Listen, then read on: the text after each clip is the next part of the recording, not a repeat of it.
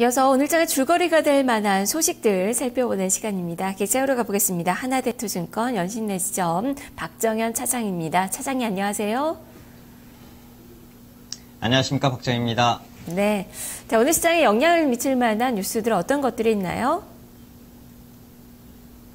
첫 번째 소식으로 18개 상장사가 증시 퇴출 위기에 있다는 소식입니다. 감사보고서 제출 기한이 4월 1일로 정해져 있는데요. 유가증권 시장에서는 7개사, 그리고 코스닥 시장에서는 11개사로 업종별로는 선박과 해운이 5개사, 건설이 3개사, 그리고 조선이 1개사가 해당되겠습니다. 코리아 퍼시픽 05에서 075 이 3개 종목이 해운업의 업황 부진으로 인해서 감사 의견 거절을 당했고요. 이에 따라서 선박펀드의 첫 상장 폐지 가능성이 커지는 것으로 나타나고 있습니다. 롯데관광개발은 17일에 감사 의견이 거절을 당했었는데요. 용산개발로 1,700억 정도의 투자 개발 사업 파산으로 인해서 자본 잠식이 불가피했기 때문인 것으로 파악되고 있습니다. 또한 대한해운과 한일건설은 자본 전액 잠식으로 4월 1일까지 해소를 입증해야 되고요.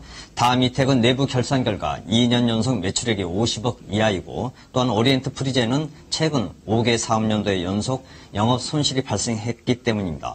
또한 쌍용건설과 오리엔탈 전공은 자본 전액 잠식이고요.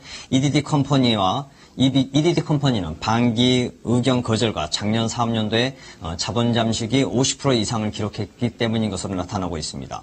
또한 DX글로벌, 그리고 아큐텍, 엔터기술, 한국종합캐피탈 등은 상장 폐지 실질심사위원회가 퇴출 기준에 해당된다고 결정이 돼 있는데요.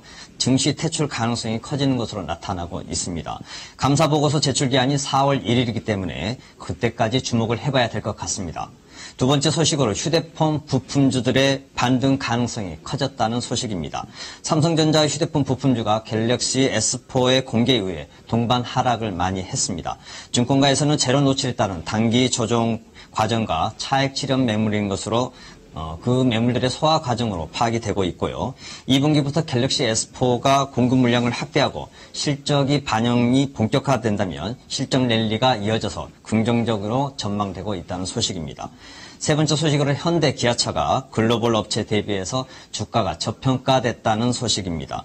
올해 퍼 예상치가 전 세계 완성차 중에서 가장 낮은 수준으로 파악이 되고 있고요. 현대차, 기아차는 올해 예상퍼가 6.1배와 5.6배로 파악이 되는데요. 이는 글로벌의 16개사 중에서 15위와 16위를 차지하고 있습니다. 퍼는 주당 이익에 비해서 주가가 낮다는 뜻으로 향후 주가 상승 가능성이 커진다는 것을 나타날 수 있는데요. 양사의 수익성 회복의 걸림돌인 원화 강세가 완화되고, 그리고 최근 1월과 2월의 판매량이 영화한 것으로서 앞으로 주가 반등 가능성이 커지는 것으로 또 한 번 차지하고 있는 것 같습니다. 네 번째 마지막 소식으로 배당주들이 초강세를 띠고 있다는 소식을 전해드리겠습니다. 선진국 부채 조정과 중국의 잠재 성장력의 하락 등으로 저성장과 저금리 시대가 본격화가 예상되고 있는데요. 연초 대비해서 배당주들의 랠리가 계속적으로 이어지고 있습니다. 전통적 고배당주인 한국셀석유 같은 경우에는 18일까지 31.2%가 급등을 했고요. 전파기저국은 42.3%, 그리고 진료 발현은 25.1%가 상승을 했습니다. 이는 저금리 기조에 따라서 시중 자금이 배당주의 매수로 몰렸다는 소식이고요. 또한 기관과 외국인도 모두 고배당주에 관심을 많이 가지고 있기 때문인 것으로 파악이 되고 있습니다. 배당주의 강세가 당분간 이어질 전망입니다. 투자에 참고하시기 바랍니다. 이상입니다. 네, 알겠습니다. 말씀 잘 들었습니다.